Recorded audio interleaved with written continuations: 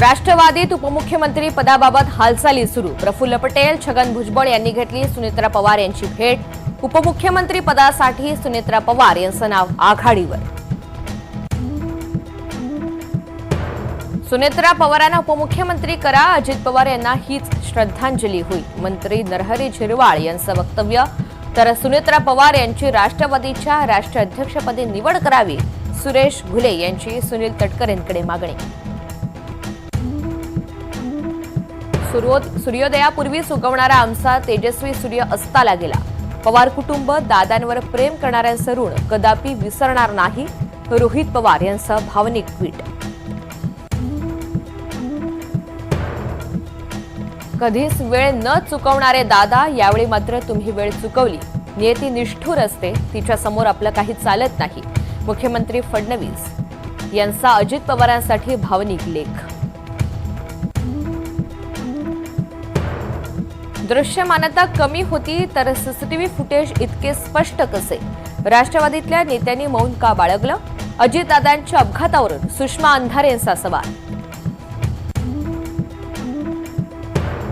नाशिकमध्ये अजित पवार यांच्या समर्थकाचा हृदयविकाराच्या झटक्यानं मृत्यू। अजित पवार यांच्या निधनाची बातमी ऐकताच सुदान बोडके यांचा मृत्यू। अजित पवार यांच्या निधनामुळे जिल्हा परिषद आणि पंचायत समिती निवडणुकांच्या तारखांमध्ये बदल। 5 फेब्रुवारीऐवजी 7 तारखेला मतदान, तर 7 ऐवजी 9 फेब्रुवारीला मतमोजणी। शासकीय दुखवट्यामुळे निवडणूक आयोगाचा निर्णय।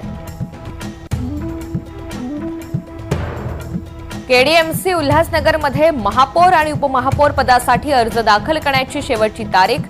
केडीएमसीमध्ये भाजप, शिवसेना आणि मनसेची युती, तर उल्हासनगरमध्ये शिवसेना शिंदे गटाकडून 41 नगरसेवकांचा गट स्थापन।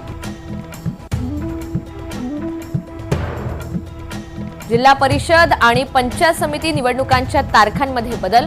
हजारो शिक्षक टीईटी परीक्षेला मुकण्याची शक्यता। निवडणूक आणि शिक्षकांच्या सीटीईटी परीक्षा एकाच दिवशी, शिक्षक आंदोलनाच्या तयारी।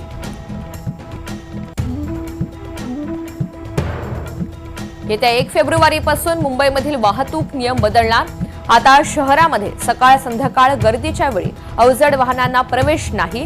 नियम मोडल्यास दंडासोबत थेट वाहन जप्तीची कारवाई होणार। शाहरुख खानचा मुलगा आर्यन खानला हायकोर्टाचा दिलासा। समीर वानखेडे यांचा अब्रू नुकसानीचा दावा फेटाळला। आर्यननं दिग्दर्शित केलेल्या वेब सिरीज विरोधात दाखल करण्यात आलेला होता दावा। अमेरिकेमधील राज्य टेक्सासमध्ये नवीन H-1B व्हिसा जारी करण्यावर बंदी। गव्हर्नरकडून मे पर्यंत व्हिसा जारी न करण्याचे निर्देश। 15,000 भारतीयांना फटका बसणार।